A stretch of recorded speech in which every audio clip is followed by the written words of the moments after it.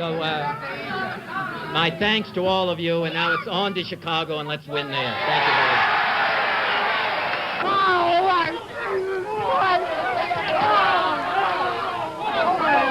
Shoot it, please shoot it! Oh, no! Oh, my God. Senator Kennedy has been shot in the head. I am right here. Rafer Johnson has a hold of a man who apparently has fired the shot. He still has the gun. The gun is pointed at me right at this moment. I hope they can get the gun out of his hand. They have the gun away from the man. On June 5th, my sister came into my bedroom at 7 o'clock in the morning, and she said Robert Kennedy was shot. And I was 10. I was devastated. I thought Sirhan was the killer. And for many years I thought he was the killer, but I started reading books, and the more I read, the more I thought to myself, there's more to the story than what's being told. Sirhan, this is a question that I think the doctors asked you several times. If you had 3 wishes now, what would they be? I wish that Senator Kennedy was still alive. I wish that every day that I've been here. Second one, that there should be peace in the Middle East. I met Bill Pepper through a mutual friend, and Bobby Kennedy is my hero and has been since I've been a little kid. And Bill was impressed that I knew enough, as much as I did, about the assassination, and I was in awe of Bill's knowledge. We met a couple of times, and then he said to me, I'm thinking about getting involved in this case, would you like to join? And it was, I didn't have to even hesitate. I said, yes, of course. And 11 years later, we're still working on it. So I went to meet Sirhan at Corcoran Prison. And when I met him, he was very soft-spoken, very, very quiet, polite, and very articulate. And he's one of the kindest people I've met. And one of the first things that Sirhan said to me was, if something happens to me in here, I didn't do it. Hi, I'm Dan Brown. I've been an associate clinical professor in psychology at Harvard Medical School. I've been on the faculty at Harvard for 38 years now. So I've written 18 books. One of the books is called Memory, Trauma, Treatment, and the Law. It's a standard textbook on how people remember trauma and how one does non-suggestive investigative interviews. I got involved in the case through my business partner at my private practice, whose name is Howard Behrens, a psychiatrist. And Howard Behrens had worked on as the psychiatrist for James Earl Ray for a number of years, and after seeing him for over a decade, was convinced that he was not the assassin for Martin Luther King. And he was working on a case with a lawyer by the name of Bill Pepper. And when Bill Pepper got interested in the Bobby Kennedy assassination and reopening it, Howard asked me whether I'd be interested in seeing Sirhan and doing non-suggestive interviewing to see whether I could find out what happened. So I've seen him for over 100, 150 hours over the last 11 years, and tried to find out what we could about what happened. When I first met Sirhan, he seemed somewhat clueless about what had happened the night of the assassination. He doesn't remember very much, and except what he was told by others. So what do you remember about the shooting, if you're willing to talk about that? Obviously I was there, but I don't remember the exact moment. I don't remember pulling my gun out of my body or whatever it was located, and I don't remember aiming it at any human being. I don't remember any of that, Mr. Frisbee. And I've said that from the get-go. My first impression was not favorable of the prison, because they blocked us for a year from seeing him, and the attorney, Laurie Dusek, and myself went to see him after about a year. It took us to get permission to go see him, and they put us in a room with him behind plexiglass with a phone that didn't work right in front of the guard station so they could watch over us. And they brought him in shackles after going through about 30 heavy gates. And I told them that that was not acceptable to me, and that we wanted him to be taken out of the shackles, and leg and arm shackles, and being treated somewhat humanly, and that they ought to give us a room that had a phone that worked so we could actually talk with him after waiting a year to see him. I had never seen anybody hypnotized before. Sirhan went under so quickly the first time. Dan just asked him to count from 10 backwards. And the first time I think he might have gotten to number 3 before he was under. The other times he didn't get past like 7 and he was under. Amazing to watch. Sirhan's one of the most suggestible people I've ever met. You can get him to do anything in hypnosis and he doesn't remember, so he's the perfect candidate. In fact, Bernie Diamond did this experiment where just before the trial, in front of a number of reporters, he hypnotized Sirhan and gave him a suggestion that when he woke up, sometime after, Bernie would pull out a handkerchief. And when Sirhan saw that handkerchief, he would have the urge to climb up the bars of his cell. So after 45 minutes, he pulls out his handkerchief in front of these 2 reporters, and Sirhan climbs up to the top of the cell, and he's hanging on the bars, and Bernie says to him casually, "What are you doing up there?" He says, "Oh, I'm just exercising." He had no idea that he was responding compulsively to a hypnotic suggestion, a post-hypnotic suggestion. Dan did things like when you wake up, it'll be hard to say your name. Something little like that. And the reason he did it, because Sirhan didn't believe that he was under hypnosis. So we needed something so when Sirhan came out of it, we could prove to him that he had been hypnotized.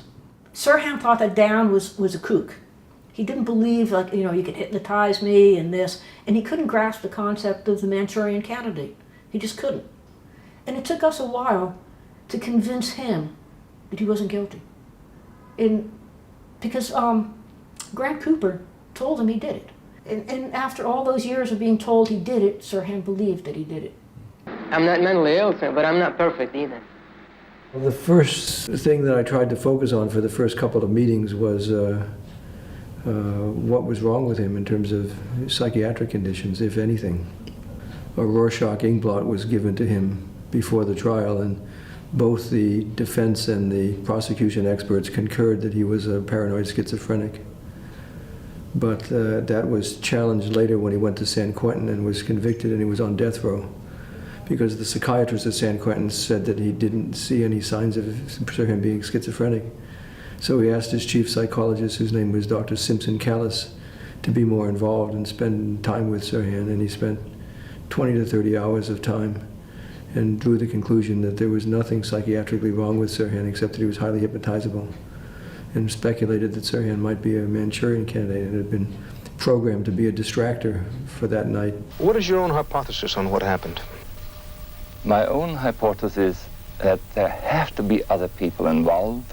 Someone had to set him up. He would be the ideal person for the purpose, because he could be exploited with a background of Jewish-Arab intense conflict. He is the ideal person because he's a follower, essentially. I was a company commander in World War II. That's the kind of man I would have wanted in my unit. He follows orders, he's willing to die. He doesn't ask even many questions. He thought that Sirhan was highly hypnotizable and that should be followed up further, which is one of the reasons why I was asked to be involved in the case, because I've written 4 textbooks on hypnosis. The Rorschach test. The things that the patient's imagination sees in these cards give significant clues to his personality makeup. The evaluation of Sirhan was based on a Rorschach that was given to him in 1968, and that was before we had modern scientific methods to score up the Rorschach inkblot test. When you give the inkblots to somebody who potentially has a disorganized mind, like a schizophrenic, when they describe what they see, they get more and more disorganized in response to the ambiguous stimuli. So you can score up the number of ways that they show manifestations of disorganized thinking. It was originally called a thought disorder index. This looks sort of like a drawing of 2 women standing on a rock and waving their hands. I gave the Rorschach inkblot test to Sirhan as one of the first things I did, and scored it up with the thought disorder index. And there was also another streamlined scoring system that came out some years later called the Exner Special Scores. I scored up both of those tests, both of those scoring systems with the Rorschach that I administered to Sirhan. And they were completely clean. He had no evidence of thought disorder whatsoever, so he couldn't be schizophrenic by current standards. Therefore, I gave the Rorschach protocol, I sent it to an expert blind without telling who it was, and asked for an independent opinion, and he said it was completely clean. Then, not knowing that it still existed, I found a copy of the original Rorschach protocol that was used before the trial, and I scored it up both with the longer thought disorder index and the shorter Echner special scores, and again, it was clean. So I gave it to the expert blind, and he said it was clean. And so we got 4 tests, both given 47 years later, and at the time of the trial, this guy was never schizophrenic, never met any scientific standard of being schizophrenic. And that raised the question about the inaccuracies of the diagnosis at the trial. They were just grossly wrong. He also has a dissociative coping style, and he is on the Go-Johnson compliancy scale. He scored quite high, which means he goes along with what people suggest to him. He's not very memory suggestible, which means that you can't suggest to him things that will change his memory very much. His memory suggestibility is quite low, which means he's been exposed to so many different opinions over the years that doesn't get him to alter his memory or come up with false memories. And can you explain what dissociative coping style means for the lay person? It means that when he's under stress, he tends to compartmentalize things. There's a part of the mind that doesn't know what's going on, and there's another part of the mind that sort of knows but isn't available. And he scored extremely high in dissociative coping style. Now, the reason why that's important is because if you want to train somebody to do something outside of their knowledge, they have to be highly hypnotizable, they have to be highly compliant, and they have to be able to dissociate that knowledge away from consciousness. He scores very high on those 3 personality characteristics, so he's the perfect candidate for Manchurian candidate training. Other than that, there's nothing else wrong with him. I did all these psychological tests on him, including tests of violence potential, which he was very low on. And having done all those tests, the prison was sort of at a disadvantage for the parole hearings because they didn't know what tests I administered and what I was going to say. But they brought in a psychologist of their own, Dr. Carrera, who didn't know the tests that I used and fortunately did a lot of the same tests, empirically derived, scientifically based tests, and found out that there was nothing wrong with him. She gave the same violence potential risk tests that I gave. She gave some of the same assessments for personality disorders. And their own prison psychologist came up with the independent conclusion that there was nothing psychiatrically wrong with this guy. So Dr. Simpson Callis at San Quentin, myself, and Dr. Carrera now, we have 3 independent opinions all saying the same thing, that there's nothing wrong with this guy psychiatrically, other than the fact that he beats the type of personality characteristics for the kind of person you can do undue suggestive influence with. Now, open your eyes and look at Kennedy. Where is your gun? Reach for it. Reach for it, Sirhan. Reach for your gun. Let me see you shoot the gun, Sirhan. Shoot the gun. Shoot the gun. Who are you shooting, Sirhan? Who are you shooting?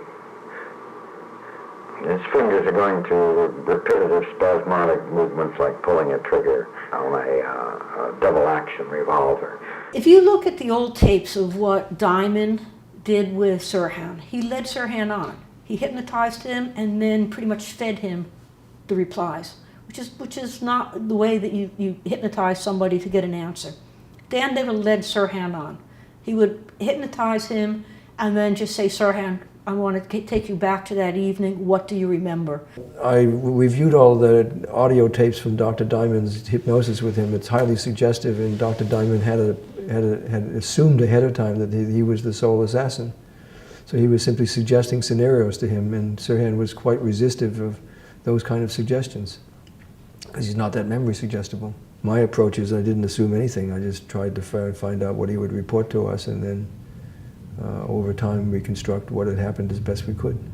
So having got that background on him, then I did 3 things. First was repeated free recall. Tell me more about that. Tell me more about that. Tell me more about that. And then, with no suggestions. And then free recall with prompts. You said this, exactly what he said. Tell me more about that. That's the first phase of the interviewing. The second phase of the interviewing was done with what's called the cognitive interview, where you reinstate the context. Imagine yourself back at the target time, put yourself in that situation on the day of such and such, in that such and such setting, and then freely recall from there. There are about 50 peer-reviewed articles on the cognitive interview showing that you can, in a non-suggestive forum, you can get somewhere between 20 and 25% new information about a target event in a non-suggestive way. Then thirdly and lastly, I hypnotized him and then did free recall under hypnosis. So those were the 3 steps in the protocol, so we could preserve the record and show that what he remembered was non-suggested. And how did you keep a record of these sessions? Well, the prison wouldn't let us bring in any recording devices. We had to take notes. So what I did is take concurrent notes with everything I did, and Laurie Dusek did notes, and we compared our notes at the end of the day and constructed what we both agreed upon. Almost no information came out, and new information came out in hypnosis. Almost all the information that he was able to report came out under free recall or free recall plus context reinstatement. Why hadn't you remembered this stuff before? What was the key to your work with him that yielded new information? No one had ever asked him before. At the trial, everybody assumed that he was the sole assassin, so nobody actually asked him what went on. And he could remember bits and pieces of it, and we put it together over time. He remembered more material over time. But some things are still difficult for him to remember. What Sirhan told me was that he came over to the U.S. as part of a Christian fellowship to be placed with a Christian family in the Los Angeles area, and that he had a sister, I think 3 years younger, who he was very close to, and his sister died of leukemia. And that was very hard on Sirhan. He was 21 at the time, I think. His interest in the occult occurred after his sister died, and he was at a total loss. The only time I've seen Sirhan cry, when he was talking about his sister's death under hypnosis, he just cried like a baby. It really impacted him. And he said after his sister died, he didn't understand what happened after death. And maybe trying to keep a connection with her, he said he started going to bookstores and reading about the occult. He wanted to find out whether there was any religious traditions that would support the idea that there was life after death, that his sister would still be available on some plane in reality. So he started reading the theosophical literature, and from there that brought him to the Rosicrucians, and from there that brought him to a self-hypnosis correspondence course through the Rosicrucians that he paid for. And he was hypnotizing himself on a regular basis. At the time he was working as a hot walker and stable boy at Santa Anita Racetrack in Pasadena. And his 2 best friends, Terry Welch and Terry Rafke, were both, the 3 of them were all hypnotizing each other. And it was very obvious that he was not an ordinary hypnotic candidate. He could do unusual, go into a very deep trance very quickly, and he often didn't remember anything he did in hypnosis. So that was sort of the talk of the stable boys. Sirhan always wanted to be a jockey, but he had no experience riding any horses. And then all of a sudden, one of the people part-time at the ranch, whose name was Frankie, called him up out of the blue and offered him a job riding thoroughbreds at a high-end ranch, Corona Racetrack. You don't take a kid who's never ridden a thoroughbred before, give him a $250,000 horse to ride. It makes no sense. And within several weeks, he had a fall from that horse during a foggy day. And now this is where the story gets interesting, because I looked up the medical records, and he was treated in Corona Community Hospital emergency room by a Dr. Nelson, who discharged him 4 hours later from the emergency room with 4 stitches in one eye, that he got in a minor injury from falling off the horse. There was no other injuries other than that eye injury. But Sirhan remembered that he was missing for 2 to 3 weeks, because every weekend he would go back from Corona to stay with his mother and his family in Pasadena. And he was missing for 2 weeks, and his mother and his best friend Terry were desperate to find where he was because he didn't come home. He remembered being on a hospital unit he remembered there was bars on the wall, and there were 6 people from the same 2 ranches with all head injuries from the same ranch. So what are the odds of that? In the beginning, he thought he was at the hospital for a day, and then under hypnosis, he started talking and remembering that maybe he'd been there longer. And we figure out he's probably there for about 2 weeks. And he remembers a ward with no windows and maybe 6 to 8 other patients on the ward, all with head injuries. And doctors would come up with him with clipboards every day, and he remembered drifting in and out of consciousness like he was drugged. He remembers being on the special unit, and the doctors would come up with him with clipboards and take urine samples frequently during the day and ask him about his state of mind. You don't usually give urine samples for head injuries, but you do for drugs. So it looks like he was drugged and put on the special unit, and they determined that he was a good candidate for further training because of his level of hypnotizability. Well, according to Munir, his brother didn't come back for about 2 weeks. His friend and his mom were concerned where Sirhan was. And they said that it was a great change in his personality. He was more reserved. And when he finally did return home, Munir said that they got into an argument over a cup of tea, which was so unlike Sirhan, because he wasn't the argumentative type at all. So his personality had changed. Before the shooting, he went to the Fish Canyon firing range. And what was unusual that day is Sirhan would usually go to the range, shoot for a little while, and then leave. That particular day, he was there for a few hours. And the range master said the range was closing down, so Sirhan had to leave. He met a friend of Bob's big boy, and actually he regrets because the friend said, hey, let's go shoot some pool. And Sirhan, to this day, says if only he had gone with his friend, none of this would have happened. And so he went into LA, and he went to the Ambassador Hotel because there was another party there. And he had gone to school with a daughter of that candidate. So he thought maybe he'd run into some people there. Sirhan was not a big social butterfly, very withdrawn, very much to himself. And when he was in the Ambassador Hotel, he stopped at the Rafferty party and then noticed that there was a larger party going on, which was the RFK victory party, and so he went there. The interesting thing is he's not a drinker. I think he had alcohol twice before in his life, and he said each time it made him ill. Supposedly he had 4 Tom Collins. And as he was drinking, obviously the drinks affected him because the alcohol went to his head. He thought he could go back home, so he went out to his car, and he was going to drive home, but when he got to his car, he realized that he was too drunk. So he walked back into the Ambassador, and he thought he'd have some coffee and try to sober up. And when he went back in, he ran into this woman who was looking for coffee. I started searching for coffee. That was all what I wanted to do. And I found some. In the kitchen area? But where, I don't remember, sir. In a kitchen-type room? I don't remember where I saw it, but I remember getting the cup. It was a shining... Large urn? Urn. And there was a girl there. No, I don't remember much what happened after that. You don't remember? I don't remember. Do you remember anything? Other than the choking and the commotion. I don't remember that. He gets to his car and he thinks, I can't drive. I need to get some coffee. So he retraces his steps and he goes back to the same bar at the Ambassador Hotel. And sitting at the bar with the bartender now is a very attractive woman with a polka dot dress on. He had never met the girl before, according to his report. And he says to the bartender, where do I get some coffee? And the bartender turns to the woman and says, take him to the urn behind where Kennedy is talking.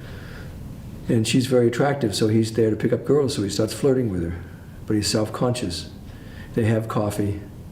And of course, at the last minute, what happened at this assassination was that the route got changed, originally from going to the press room to going through the kitchen. And it took some time to figure out who changed the route and how would any assassin know that the route was changed. But what Sirhan remembered was, to me, was that a man with a clipboard and a badge on came up to him and said to him and the woman with the polka dot dress, said, you can't stay here, take him to the kitchen. And the woman led him to the kitchen. Then she's sitting on the stacking table and he's flirting with her, but she's very distracted. She keeps looking away like this. He doesn't know why she keeps looking away. And then all these people start coming through the kitchen and she goes like this. And when she pinches him on the arm, he goes into range mode. And the next thing he remembers is people were holding him down and trying to hold his neck down. the next thought was, oh my God, I'm not shooting at circle targets, I just shot somebody. So it sounds like he was programmed to show up that night without even his knowledge, and then to, upon cue, be led to the place of the assassination, go into range mode and be a distractor and shoot wildly.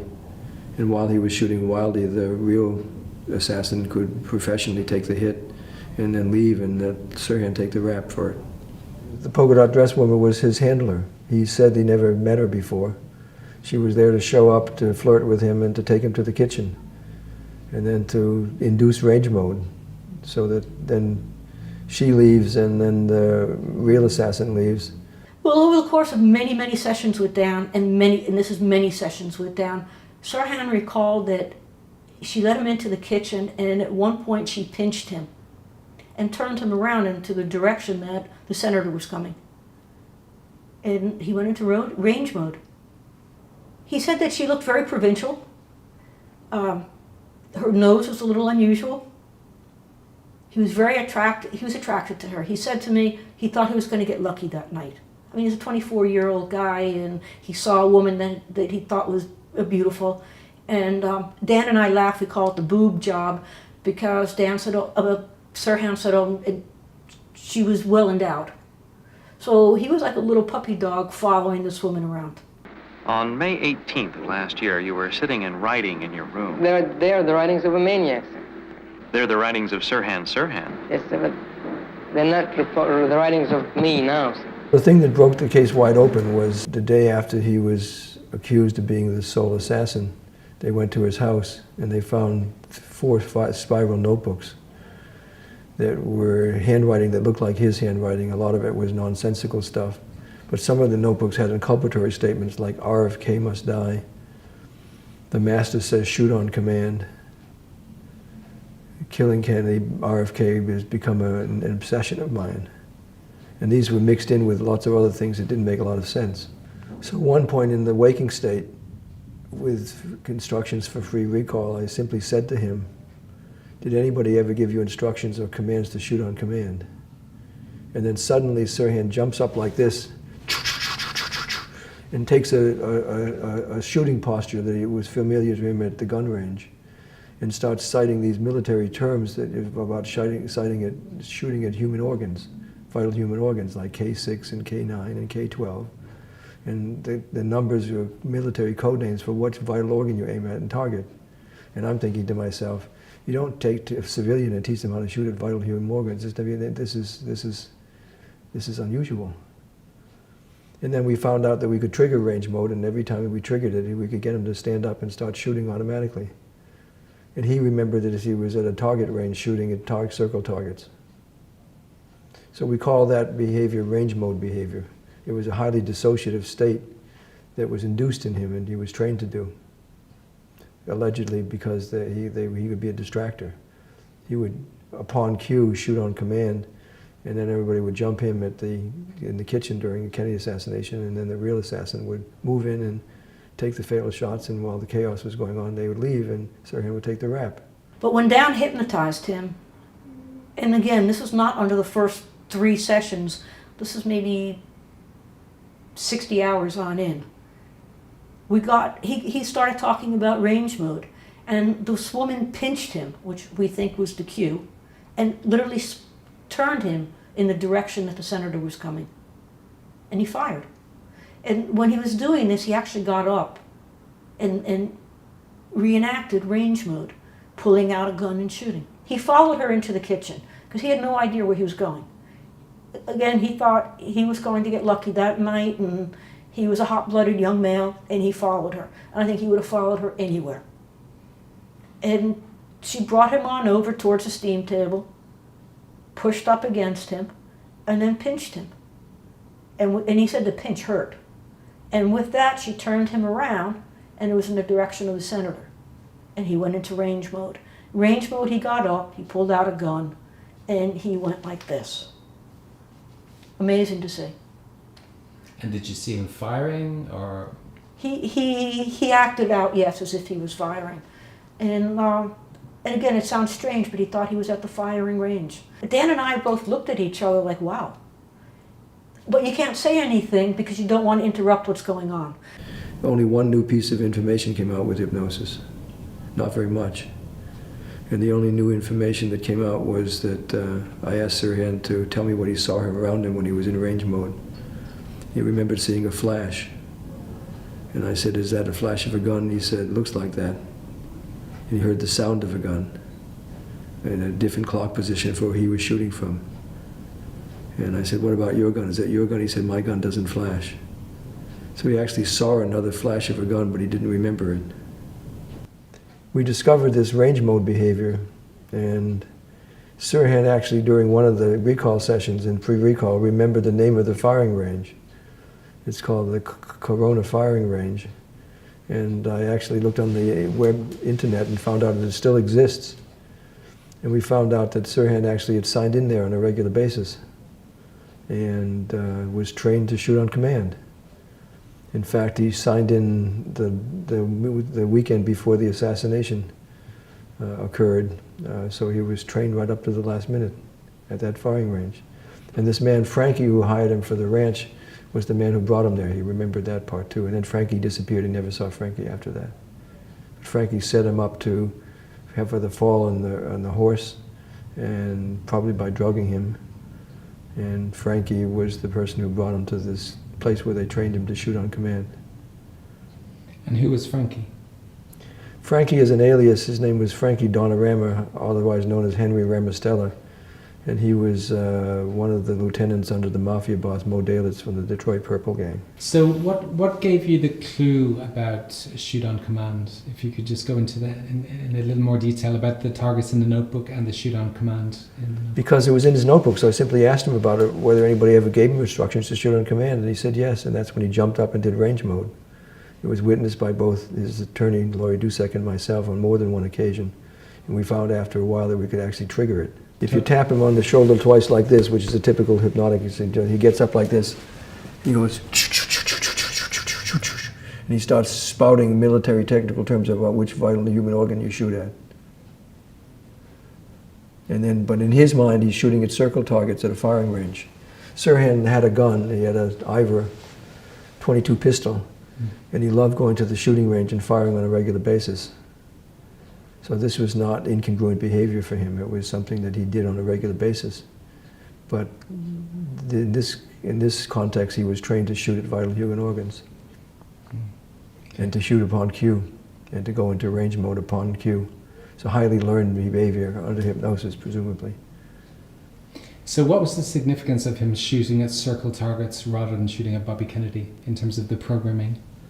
Well, in the 1940s and the 1950s, there was a lot of research on whether you can get people to do things under hypnosis that would violate their moral standards. If you distorted the reality of the information, or the situation, so it didn't seem like they were really doing something against their standards. Like, for example, there was a famous case in Australia of a hypnotic seduction. And the hypnotist would tell women that they were on an isolated beach all by themselves, and it was really hot, and it was fine to take their clothes off. And it didn't seem like there was anything wrong under the context that he was creating for them. Or in this case, if Sirhan loved to shoot at the firing range, to simply suggest to him that he could do that upon cue and direct it in a certain way towards targets. But in his mind, he was thinking that he was shooting at circle targets, and he didn't think there was anything wrong with that. So you can distort the situation significantly to get people to do things that would normally be violation of their moral standards, because they don't think they're violating their moral standards. But even so, you can only do that with very people who are highly suggestible, who are highly compliant, and who are somewhat dissociative. He has all three personality markers for this. And during this kind of range mode, did he ever mention Bobby Kennedy or utter any words at all? Or? The only time he mentioned that was that when he was reconstructing his memory for what happened in the night of this assassination. He remembers going into range mode and having the girl with the polka dot dress tap his arm, and then somebody jumped him and was holding him down by the neck, and he said, "Oh my God, I wasn't shooting at a firing range. I just shot somebody." He had no idea who he shot, or that he was even in a hotel room. He just remembered being at the firing range. You usually can't convince somebody on hypnosis to do something that they don't want to do, but if you twist it a little bit, Sirhan wouldn't have shot at a human, but if you convinced him it was a target, you know, you could just put a little spin on what you asked somebody to do, and that's what happened. It sounds, again, far-fetched, but there have been studies on this, and people have done it. And in his notebook, there's a lot about, and the master said. Well, under hypnosis, Sirhan talks a lot about the range master at the Corona range. He was fascinated with the man. And he felt, under hypnosis, he said, I knew I was safe with him. I knew if I needed something, I could go to him. Why? And nobody ever looked into that. After the injury, Sirhan's eyes were bothering him, so he went to a doctor in Pasadena, and the doctor put eye drops in his eyes. And Sirhan had borrowed somebody's car to get to the doctor's, and because his eyes were blurry, he didn't want to drive the car. So he left the doctor's office, and right there was a coffee shop, and he went in. Sirhan had a shortwave radio. He had purchased it from his next-door neighbors, 2 women. It was a World War II shortwave radio. He didn't send messages on it, but he listened into the shortwave radio every evening. So sitting at the counter in this coffee shop was a man with the brand new Sony shortwave radio. And Sirhan just thought that was strange. But he was fascinated with the Sony shortwave. So they started talking. And the gentleman started talking about anti-government matters, and was smoking a pipe, blowing smoke into Sirhan's face. There was a man, unusual man, which we named Radio Man, who had a turned-down handlebar mustache, horn-rimmed glasses, and spoke in a foreign accent. He said like a Cajun accent. And this man had a shortwave radio set up in the diner, the coffee shop, which was very unusual. Next visit to the doctor, again eye drops were applied. And I sometimes wonder what were in the eye drops. But eye drops were applied, and again he went back to the coffee shop, and who's sitting there? What we now call the Radio Man. And the first time he had told Sirhan that he was working on a thesis, and that he would like Sirhan to read it. So Sirhan was a little confused because this guy was not a professor and too old to be a college student. He had a strange mustache, and he spoke with almost like a Cajun accent. So Sirhan stepped out on the street with this guy the second time, and this guy showed him his paper, and it was anti-government. And when asked what, he said it was anti-Nixon, anti-LBJ, but there was no mention of RFK. And he said he thought that this guy was just crazy. And he said that this person was raving on about anti-government stuff, about killing off government officials. And he said that's where the ideas came to him about killing off government officials. They came from this man named Radio Man. And every time he went to the eye doctor, he would visit Radio Man again, and because he would be set up in this diner. It turns out that the Saturday before the assassination, Sirhan had actually signed into this Corona firing range for some last-minute training, and he was with a man that they described as having a foreign accent and a turned-down handlebar mustache, but he refused to sign his name. He wouldn't sign in. So we don't know who he was. But that's where Sirhan got the ideas from about killing government officials. He said they were suggested to him. I could never get him to remember anything about what happened the weekend before the assassination. But if I take the Google Maps and I take the mileage from his place in Pasadena to Corona firing range, it looks like he made 3 trips. It almost matches exactly the mileage on his car. He signed in at least one of those trips. So we know he went there at least once and probably more than once. Given the fact that he may have been at this firing range most of that weekend practicing range mode, then what was unclear to me is what he did the rest of the weekend. So I just casually asked him one time, well, what did you do nights? And he said, I played on my shortwave radio. And then he starts tapping out Morse code. He was tapping out certain signals and not even know that he was tapping them out unconsciously. So I thought, well, maybe that explains the writing of his notebooks. We asked him what channels he would listen to on his shortwave radio, and he'd listen to channels like America, Freedom America. He'd listen to channels from the Middle East. He'd listen to channels from Europe. And then he said that there was one channel that he listened to every night, and it was a Morse code. And he said it was so clear, and that it had to be right nearby. And he said he didn't know Morse code. And it bothered me. And I started talking to Dan about it. So we managed to get the prison to allow us to bring an MP3 player in. So what I did is I took his notebooks and I took 10 neutral statements about things that he wrote in the notebooks, and then 10 inculpatory statements like range master says shoot on command, RFK must die. And I found a program on the computer where I could take those statements and type them into Morse code, and I randomized them. And it took a while to get permission from the prison to bring in a audio playback that I could play him. So I just gave him a pen and put it in his hand,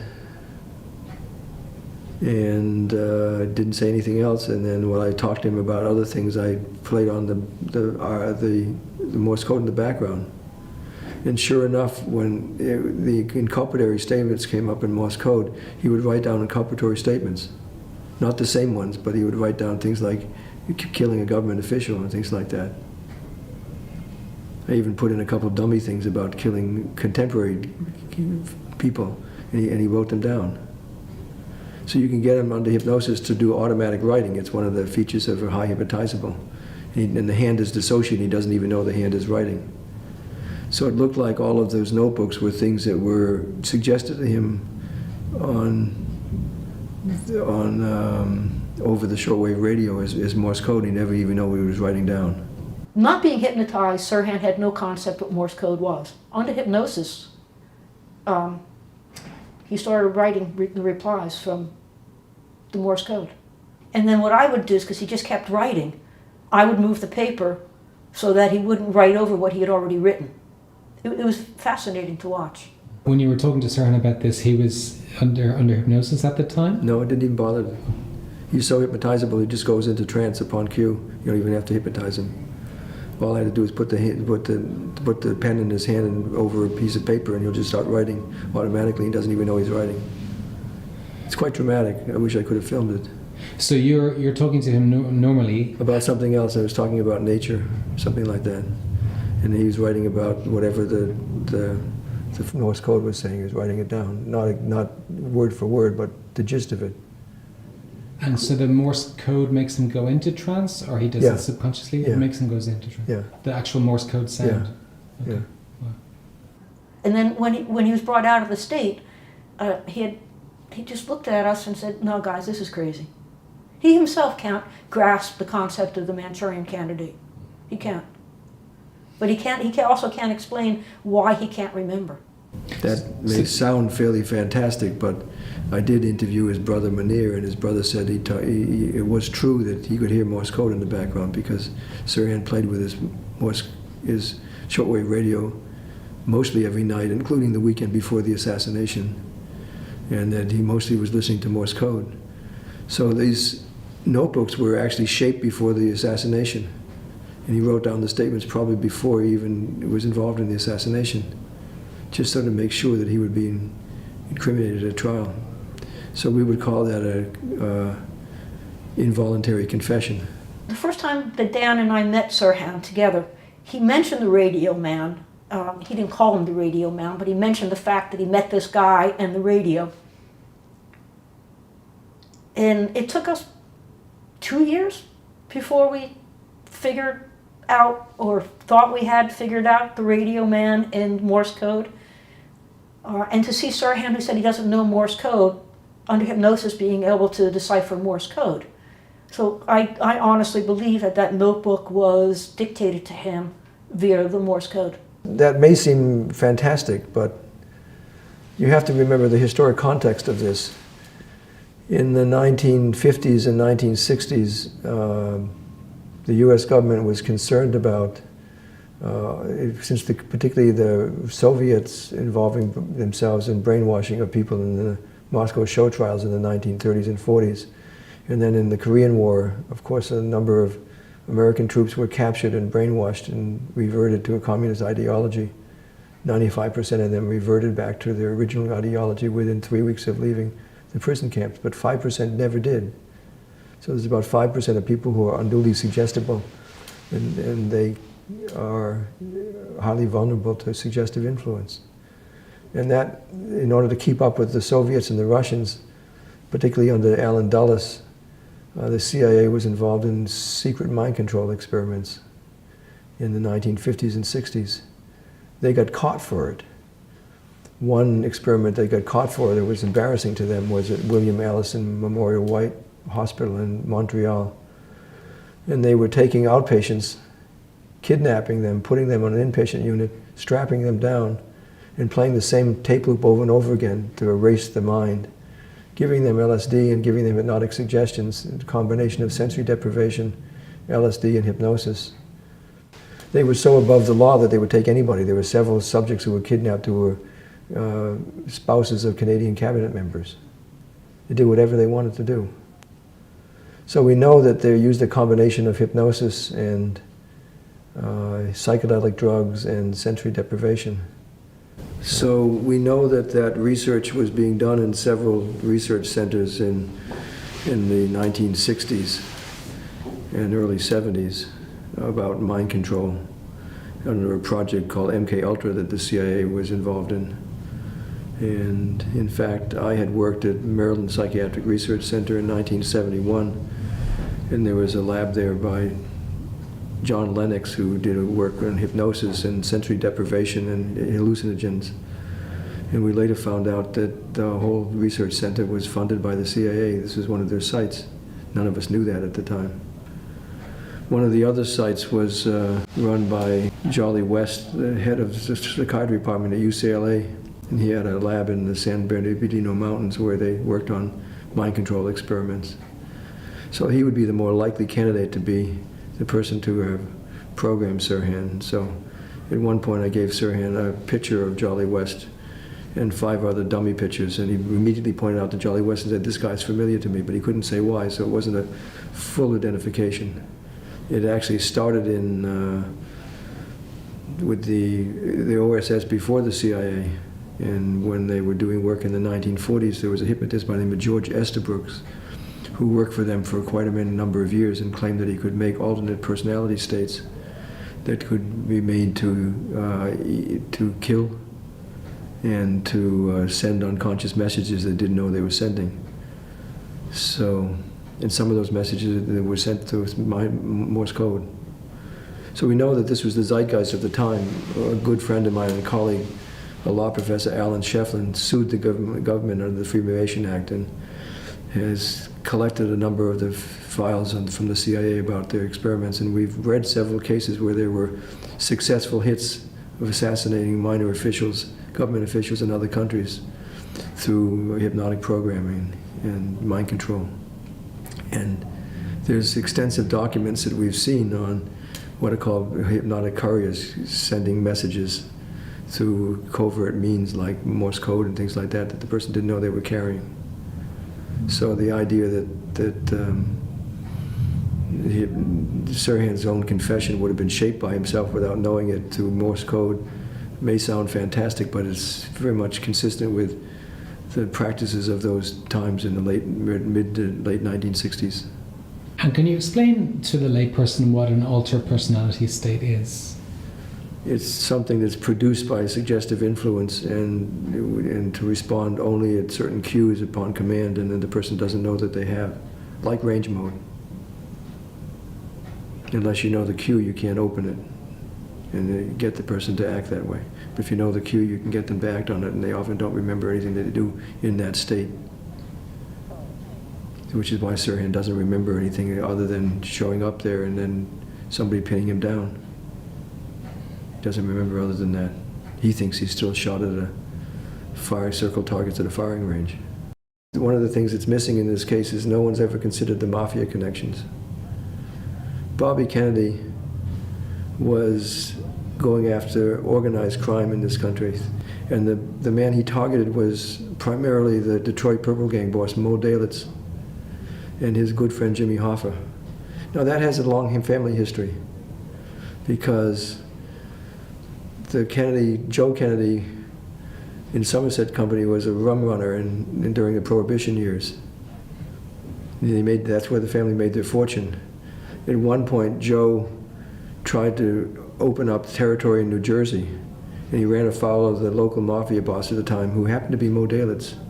Mo Dalitz took a contract out on Joe, and the Chicago mafia boss, Giancarlo, paid the hit off to keep Joe alive as a friend, as a personal favor. It's not an accident that Bobby went after the same guy. And it's not an accident. No one's ever connected the dots before. Frankie Donarama, or Henry Ramostella, whatever his real name is out of New Jersey. He worked for Mo Dalitz as his assistant. That's the guy who hired Sirhan for the ranch, who he had his fall, and brought him to the firing range. Frank was the person that took Sirhan to the hospital. Frank was the person that picked Sirhan up from the hospital. So I think Frank had a lot to do with this. Frank was responsible for Sirhan being hired at the ranch. Well, Frank had mafia connections left and right. That took us a long time to convince Sirhan that the mob was most likely involved. Well, not most likely, was involved in this. To this day, if you ask Sirhan, he goes, I don't know. And he's not going to say yes because he honestly doesn't know. We know that J. Edgar Hoover fought Bobby at every step of the way about organized crime. We now know from Newman's research that J. Edgar Hoover had a gambling addiction. And he had privileges at Del Mar Racetrack, owned by Mo Dalitz. And he would often write off Hoover's gambling debts. So it's not an accident, I don't think, that it was just coincidental that Bobby tried to bring down organized crime and was blocked by Hoover on every occasion possible. And that Hoover is covering his own gambling addiction with Mo Dalitz, the very guy that Kennedy wanted to bring down. And that all these Mo Dalitz figures appears in this picture that I've uncovered here.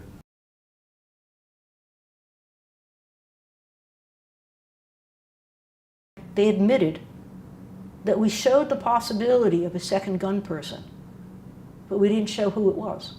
We showed the possibility of mind control, but we didn't show who did it. That's not our job.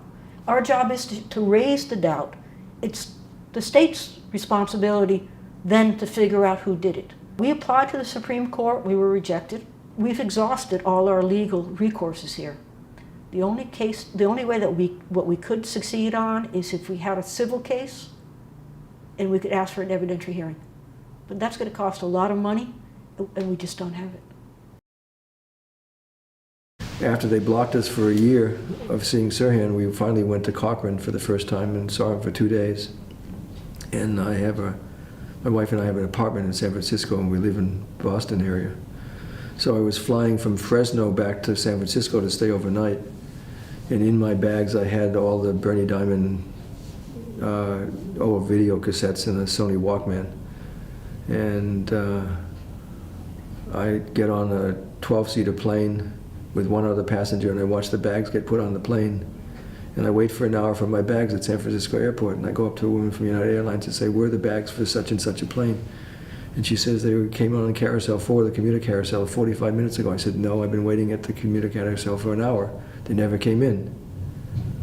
So I filed a missing bag report, and I get the bags back 4 hours later in my apartment. They've all been searched and gone through, and they left some of the tapes running in the tape recorder. But that was just the beginning. What happened from there is that the following week I was teaching a clinical course on treating attachment disorders in children in St. Louis. It's 11 o'clock at night. And my friends, a couple who were sponsoring me, who were friends of mine, witnessed this. I'm waiting for my bags to come in, and I watch a woman from United Airlines take my bags and walk off with them. So I race after her and say, you're taking my bags. And she says, these bags are to be rerouted to the military base in San Diego. And I said, no, we have a problem here. You see, I have bag tags, and they match. And they belong to me, and what you're doing, I don't care if you work for the airlines, you're stealing my bags. Give me my bags back. And she says, no, I'm rerouting them. And I said, I'm going to start screaming, and you're going to have a security breach, and you're going to have state police and Homeland Security here, and you're going to have to explain why you're stealing my bags, unless you tell me who gave you these orders. And sure enough, in front of my friend, she says, looks on the clipboard and says, all bags associated with the Kennedy party to be rerouted to the military base. That's not subtle. For the next 2 years, every time I got on a plane, which is about every 2 weeks, my bags were stolen. That's a violation of search and seizure rights. Then I had 5 tax audits. And every time I get a different tax audit and a different IRS agent. So I had a tax lawyer working with me. And he called up a number of times to negotiate some settlement with them. What they wanted, the last tax audit, was original receipts at the end of the year. They wouldn't take credit card summaries for Schedule C receipts. I said, that's ridiculous. Nobody's going to do that in this country. So finally, my tax attorney is caught talking with an IRS agent, and the IRS agent says to him in confidence, he says, look, I don't understand that we've audited your guy 4 times, we never find anything. He's honest. This makes no sense to me. So he calls up my attorney the next day and says, I don't know why, but your client has a tag on his account by a top U.S. Treasury Department official that we should harass him as much as possible within the boundaries of the law for the rest of his life. I just got my 5th tax audit. It's been 11 years now of harassment. Then we submitted the case to the 9th Circuit under new evidence. The law says that they have to act in 60 days. It took 3.5 years before they denied their appeal. We sent it to the Supreme Court, and we caught the Supreme Court, U.S. Supreme Court in a lie. The brief that we sent in, they wrote us back and said, denied, reviewed such and such a day and denied, except that the date that they reviewed it was 2 months before we sent in the brief. They can't explain that. So what kind of person has the power in this country that they can make a phone call, violate a upstanding citizen's search and seizure rights, put a tag on his IRS account for the rest of his life, and get the 9th Circuit and the Supreme Court to violate its own rules? That's scary to me. I don't know what this is all about, but certainly we're exposing something here that needs to be exposed, because I had the illusion that we actually had a democracy in this country, and I think it's worth fighting for, and passing it down to the next generation to our kids. It's still worth fighting for. We had something precious in this country, and we pissed it away. I want it back.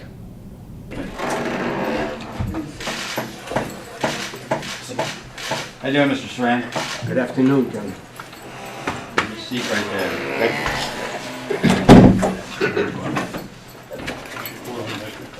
This is a subsequent number 13 parole consideration hearing for Sirhan Sirhan. And the inmate was received on 5/23/69 from Los Angeles County.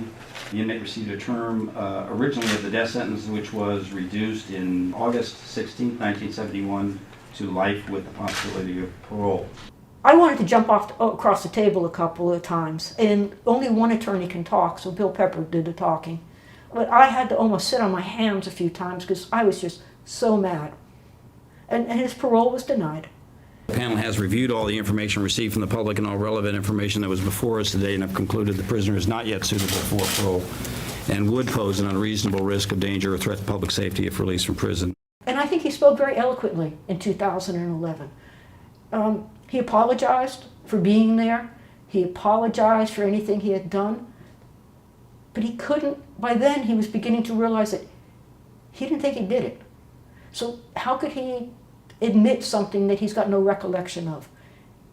And for him to get out, the parole board wants him to say, yes, I did it.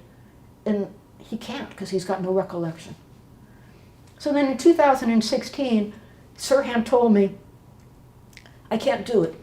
I can't take the humiliation anymore. I'm not going to appear. And I told him that Paul Schrade was going to be there. And he said to me, Laurie, you've said that to me before. And I said, no, this time it's for real. So finally he said yes. Paul spoke eloquently. I love Paul. He's such a brilliant man, and he has given so much effort into not only trying to help Sirhan, but to find what happened to his friend, Senator Kennedy.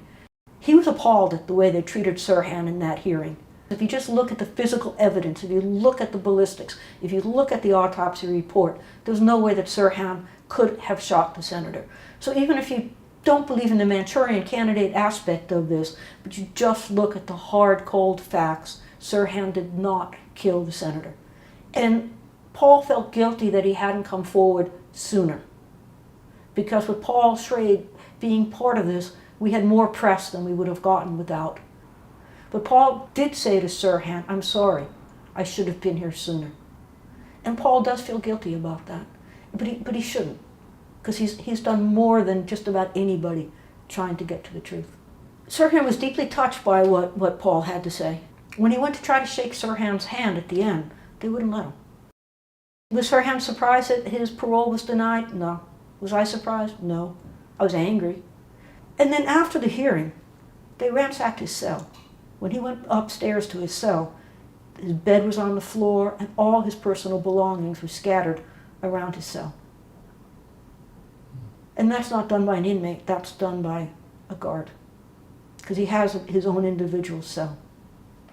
Why? Why are they trying to intimidate him? I don't know if I'm going to be able to get Sirhan to another parole hearing because he feels so humiliated being there. And then they intimidate him prior to the parole hearing, and then they intimidate him afterwards.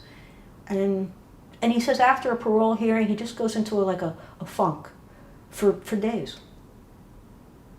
How he has kept his spirits up all this time, I could just say it's his belief in God. What is your favorite book of the New Testament? Oh, I think the whole Bible is my favorite book, but I would say maybe Psalms. I like That's the Psalms. the Old Testament. The New Testament is. The New Testament, I like that expression in Luke 4:16 to 23. I like that very much because it instills and renews my hope that sooner or later I will be found suitable for parole and get out, because Christ promised that to all the believers. I've had the most contact with Sirhan over the last 11 years than anybody outside of prison. I've become very fond of him and protective, because he doesn't really have anybody else to do that for him. People think that Sirhan's a monster or that he's already dead. For some reason, people think that because he's from the Middle East, he's a Muslim. He's not. He's a devout Christian. And at one of the parole boards, they asked him, well, you have a Quran. Why? As if it was a crime to have a Quran. And he said, because it helps me stay fluent in Arabic. After 9/11, he was put into solitary confinement for 6 years. He said to me, the towers hadn't even turned to dust, and they took me out. How many years had he been under custody of the state of California? And they thought he was involved with 9/11? Ludicrous. There's really no justice.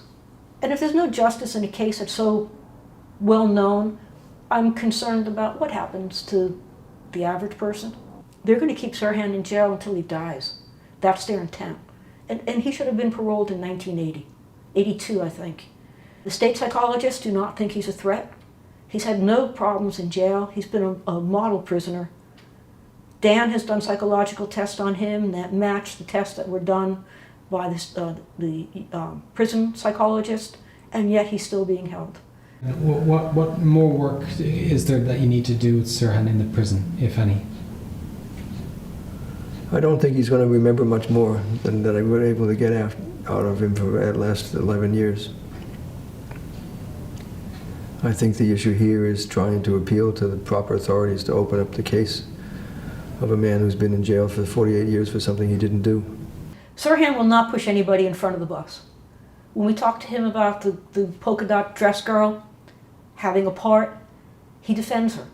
He's getting to the realization now that somebody had to be involved, but he's not pointing a finger at anybody because, as he says, I don't know.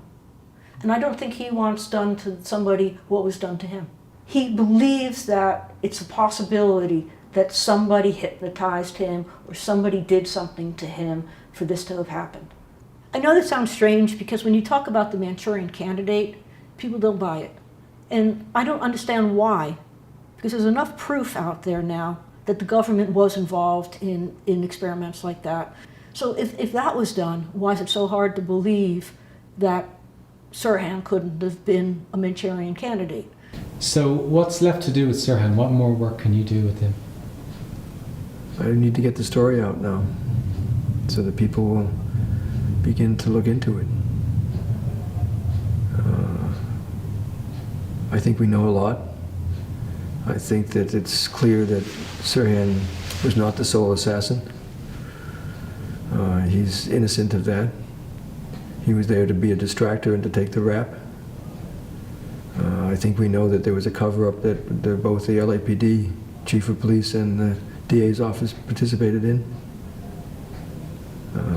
I think we know that the mafia had some involvement in this, and J. Edgar Hoover had some direct involvement in it, but it goes far beyond Hoover if he was also killed. So how far up it goes, the further up you go, the less the paper trail. But I think that what should happen is the proper law enforcement agents should be involved in investigating this and reopening it. The prison won't allow a video interview of him. We could do an audio via telephone. But as he said to me in June, he said, "Laurie, I've already said everything I have to say. I don't have anything else to add because I don't remember." And he goes, "And I trust you to speak on my behalf." Sirhan now works in the kitchen. He basically stays by himself. He said he used to read a lot, but he doesn't read much anymore. He listens to a radio, he's got a TV, and he tries to exercise. People think that you get paid for doing this. I don't get paid. Money comes out of my pocket, and I spend time on this that I could be investing in something else. I gave my word to Munir and Sirhan, not that we'd win, but that I wouldn't give up. And over the years, I'm fond of Sirhan, but I really look upon Munir as a friend. He's a really great guy. And when people see this, they don't understand that it's not just the Kennedy family that suffered, the Sirhan family. I mean, Munir, this has been 50 years of Munir's life. And he's the last relative that Sirhan has. Does it impact Munir? Greatly. So 2 families have suffered. 2 families have lost a family member. Yes, the senator is dead, but Sirhan's been incarcerated for 50 years. And I gave my word, and I just think that you're as good as your word, and I'm not going to give up. I would say that personally I never expected in a million years that I would be attacked by my own government for my investigation in this case. That's been the hardest pill to swallow. But I'm feisty. I'm not about to roll over and play dead because people intimidate me. I think that this country had a precious democracy. I want to keep it going.